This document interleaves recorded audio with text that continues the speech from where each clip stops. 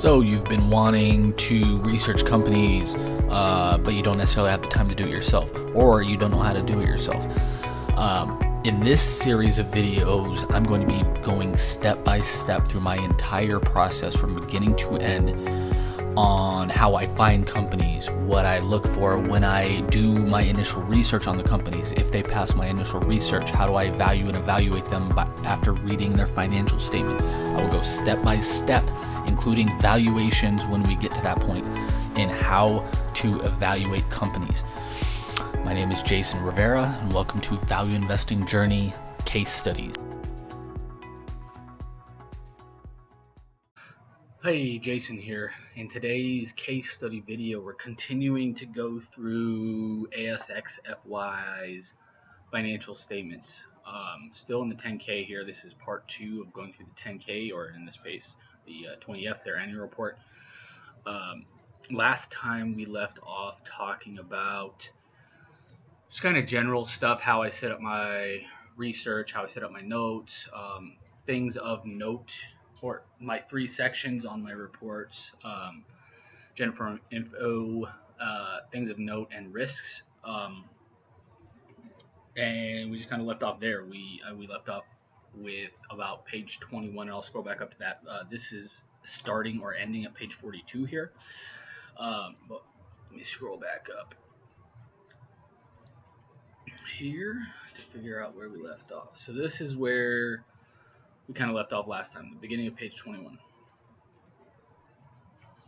Today we're going to talk a lot about compensation, which this word means remuneration. Remuneration is compensation for executives, directors, insiders at the company, our main key insiders at the company. We're talking about, what else are we talking about? A lot of this kind of stuff, a lot of stuff that would normally be in a proxy report is in this, because again, 20Fs are different from 10Ks. They are the same thing in terms of them both being annual reports, but non-US based companies also put their proxy statement, or the information that would normally be in their proxy statement, inside of their annual report as well. So we're getting to a lot of this stuff, and I'll give you my thoughts on all this, and then we'll get to the notes, because the notes I had were significant. I think we stopped at page 8 pages last time. We're up to 21 now. A lot of that has to deal with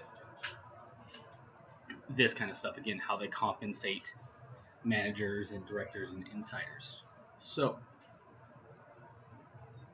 starting right off the bat, I'm a big believer in the power of incentives, and Charlie Munger talks about this quite a bit. If you have the right incentives aligned, it's easy to get things done and get high performance out of people. If you do not, and they're confusing, then you will have confused people who don't know what the main goal of the company is.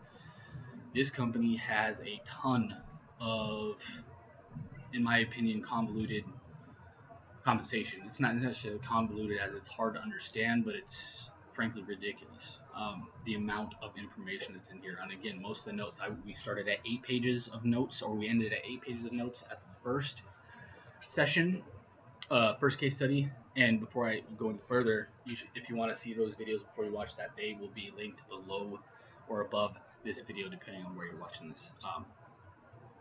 But again, we ended at 8 pages last time, to get back to my original point. We ended at 8 pages after session 1, which was about 21 pages, and after session 2, which by itself is 21 pages again, we're up to 21 pages of notes. So what I want to start off with here is they have 2 different kind of categories of incentives here, at least in terms of the board. This is kind of the board. There's different layers here as well. Okay, so this is the board's assessment of the company's financials. So this is the board assessment of their target goals. They have financial objectives, which make up 50% of compensation, or of their goals. Non-financial objectives, which make up another 50%. So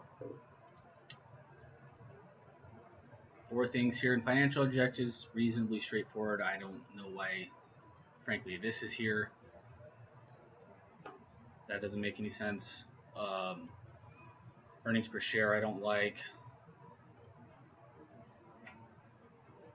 I don't really even like that, frankly. NPAT, if I was going to do it anyways, it'd be no PAT, net operating profit after tax, or just purely EBIT, which is earning before tax, which is operating income. So I don't like any of these, to be frank. Revenue growth, okay, I can kind of understand that. What I typically like to see with financial objectives is, again, incentives. I want operating income, something about mentioning about operating income growing, something about ROIC growing, shareholder value is not bad to see, and they talk about that a little bit in here. Growing, that's not a bad one in here. And frankly, that's pretty much it that I can think of off the top of my head. Things I like to see in compensation plans. So none of these meet that criteria. These are just kind of, if your revenue is growing but your margins suck or your margins are getting worse, it doesn't really matter. I don't like your net income, which is essentially what these both are. And dividends per share, frankly, I don't care about at all. So these, to me, don't align insiders or the goals at the company with shareholders. And then these, frankly, most of these are insane. Build strong partnerships with clients and a customer-focused culture. Okay, that's nice to say. How do you measure that? Continued engagement with customers to deliver tangible benefits. That sentence literally says nothing. Significant growth in OTC clearing value.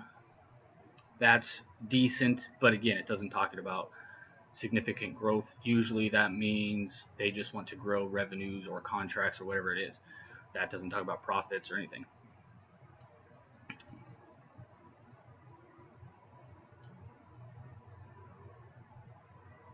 This one is more of a competitive advantage. That one's not bad. I don't have any idea what that means. That one's too vague. That one's too vague. I like very specific goals. I want ROIC to be 10%, or we're not getting, for example, a goal I would set, it would be, I want our ROIC to be 10% company-wide, or XYZ people in the company are not getting bonuses. These are just general. These are too vague. These aren't specific. They don't even show really any kind of goals with what they're trying to do. Same here. Good progress on technology initiatives. Operational performance benchmarks not met. So this one's a little bit important. This one, what's good? Is it 10%, 25%? Is it a certain dollar amount? What is that? These are literally useless goals, in my opinion. This one is important. It's a technology-based company, so if they're not meeting their goals of the systems being up better than 99.9% of the time, then they didn't meet that goals. That's a big deal. Obviously, that's important. Okay, that one's decently important. This is not really talked about here. It's talked about above or below, I think, where they're looking to replace this, one of their software programs, with this, and they literally, looks like it spent 2 years kind of just researching on if it would be a good deal. That's not a good use of time or resources, in my opinion, spending that a large amount of time on something like that. Regulatory compliance.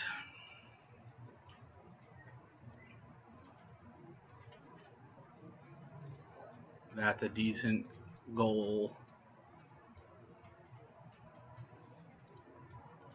These are decent. But still, how does this, I know what they're trying to say, but they don't say it. How does this help the company grow? What they should have said is something along the lines of, we need to continue being the best company, regulatory company, best that has the highest standards, so more people will list with us, and we want XYZ amount of people to list with us because of this. Something like that. Same thing here, that's useless. And it's not useless as in culture. I'm a big believer in culture. It's a useless statement. Build a strong performance culture with highly engaged team. Literally, that's 100% of companies in the entire world.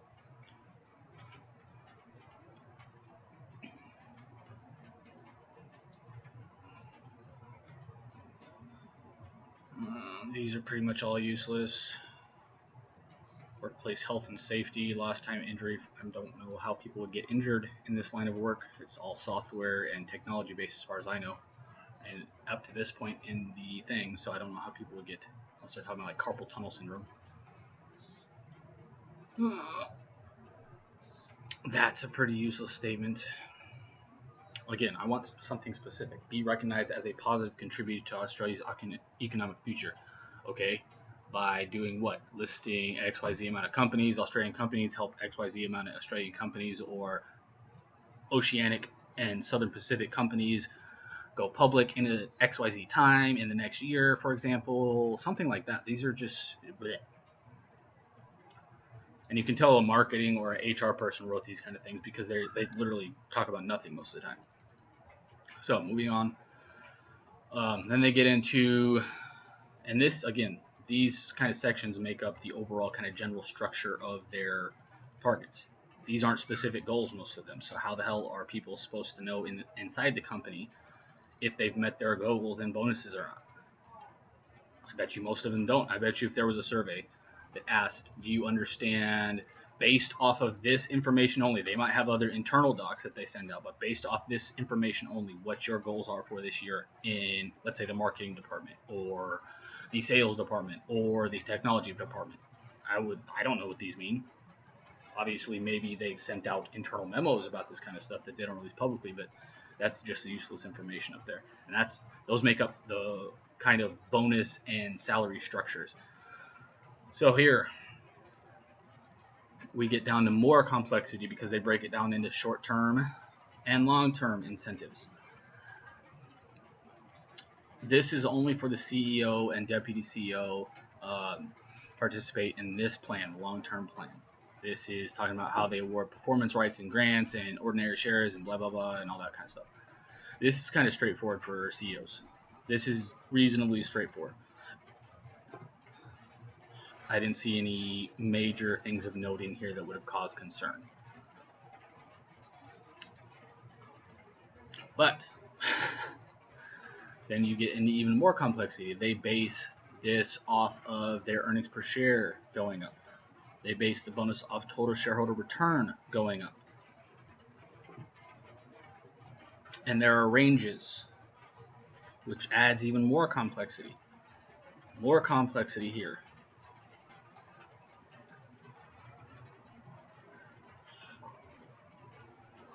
This talks about past, what they do in the past.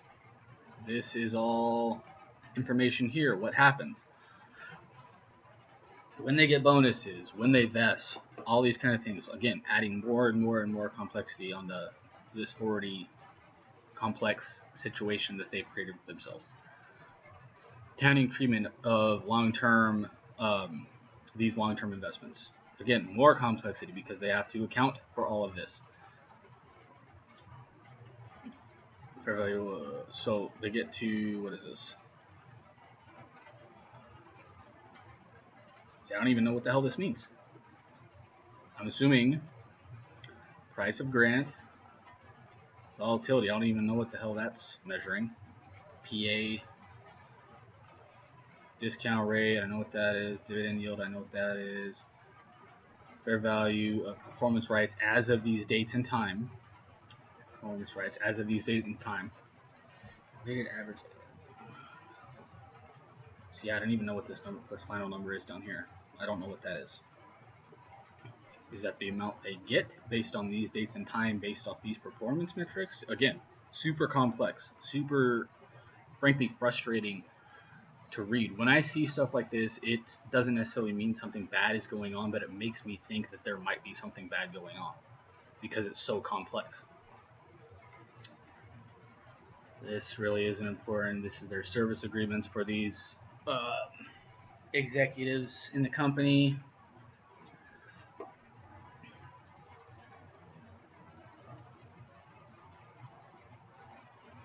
This talks about what happens if somebody is fired for a cause, or if they resign, what happens to their rights. This is important. This was big in the recession, where all those people were getting what were called the golden parachutes, like hundreds of millions of dollars in executive pay, when their companies were going bankrupt and they were firing tens of thousands of people. This is important. This gives the company the ability to claw back, which is essentially take some of that portion of that money back of these investments. Was it 20%? Yep, 20%, up to 20%. So, I mean, it's not a huge deal. If somebody's getting hundreds of millions of dollars, they're not in this company, which we'll talk about shortly. But this is still a big deal. It's nice to see that in here. Again, don't care about net profit after tax, because you can make your tax rate whatever you want. Earnings per share, which is based off net income, don't care. Dividends per share, don't care. Share price at the end of the year, this is important. This is good to see. Strong growth in the share price. Talking about how they pay non-executive directors.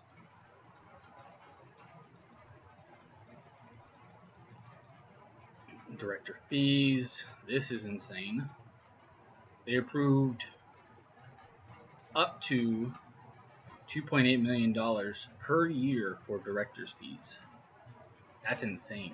Typically, the amount is 10 to kind of 20,000 for the companies I research. Which this company is, if I remember right, is about a $500 or $600 million company. So this is the exact size of company I normally research. I usually research companies under 500 million.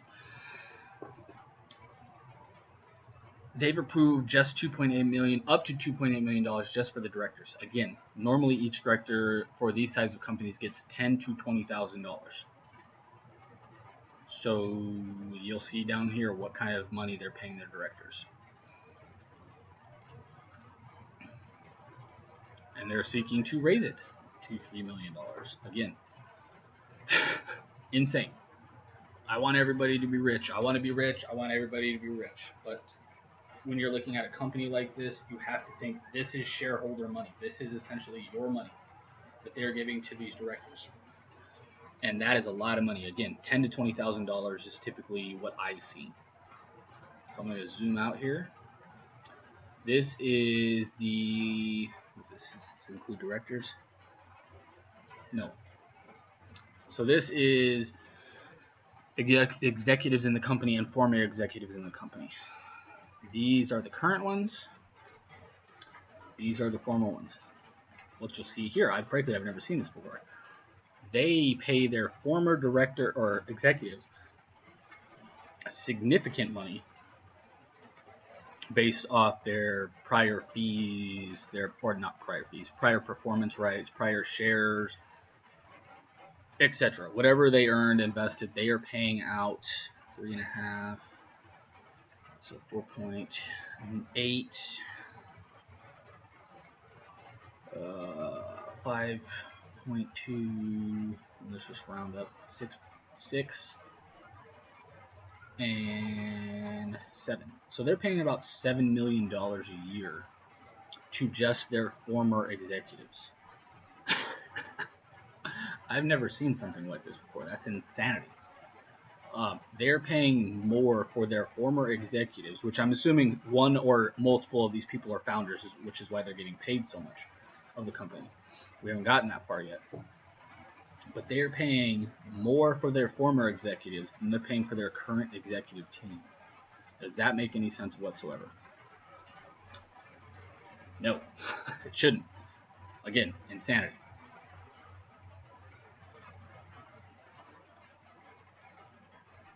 And again, these aren't necessarily major risks. $9 million from every year from a $600 million company. It's not a gigantic deal.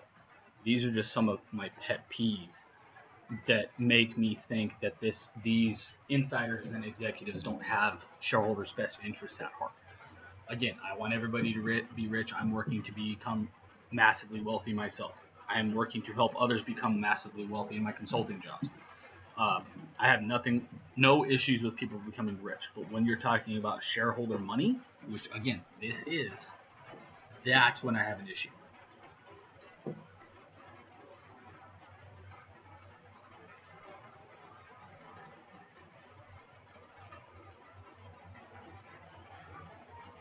Okay, these are previous year awards that vested during this year. So they got another, what is it, about 10 million coming out for future awards, it looks like, or future or present awards.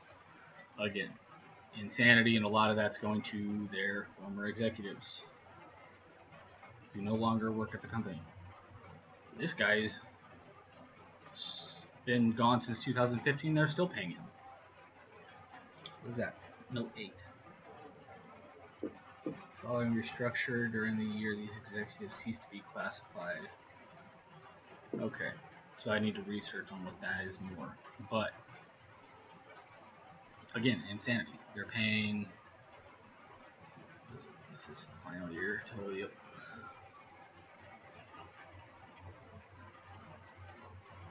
So this year they're going to be paying 1.8, 2.3, 3.3, and 4.3. So 4.3 million to former executives who no longer work at the company. This guy's been out of work for the company for, by this time, or almost 3 years now. Never seen anything like that before. This is talking about how their short-term incentives, blah blah blah. Again, all this is just kind of adding up to making me think, or making me feel like the company, again, is not necessarily doing anything illegal, but it's a pet peeve of mine, or not even necessarily untoward. They're just paying themselves way more than they should, especially the former executives. I don't get current executives. If you're doing a good job, make as much money as you want. The former executive things, again, I've never seen that before. I've seen, like, if they have a contract or something, but literally there's what, 5 or 6 executives listed up there that they're still paying. That's crazy.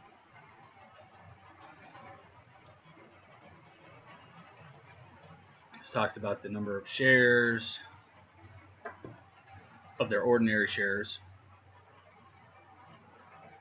Okay, here's where we get to more fun stuff. Directors' fees. Look at those numbers. Again, most companies in this range, and again, I research companies worldwide, so this just isn't a U.S. thing. Most companies in this kind of range get $10,000 to $20,000 a year to be a director. The most I think I've seen, at least off the top of my head, I mean, I've seen some crazy numbers, but I've never seen anything like this for directors. I think the most I've seen was like $100,000 or $200,000. Literally every single one of these people are getting more than $100,000, except for in 2017, except for people who are former directors and this person right here who is just appointed for part of the year. Everybody else is getting more than $100,000, and most of these people are getting over $250,000 a year. Typically, directors, why they get paid so little is not because they're not important, because frankly, they can bring a lot of knowledge and influence and connections into your business if they are the right kind of directors, and they have knowledge in the industry, connections, whatever it may be. But to pay them $100,000, $250,000, $500,000 a year when they meet typically 4 to 6 times a year is insane, unless they're bringing you a 10x on that number.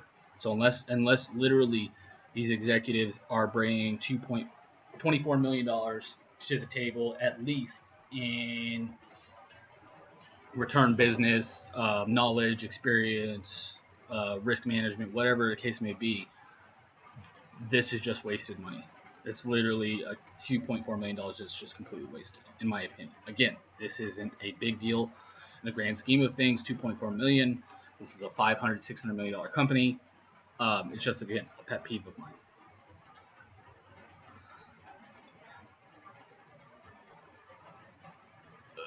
Here's their equity holdings for the non-executive directors. Okay, here's where we get to their, so that was just all remuneration, their compensation for insiders, or high-level executives in the company, and their board of directors. So, take a breath.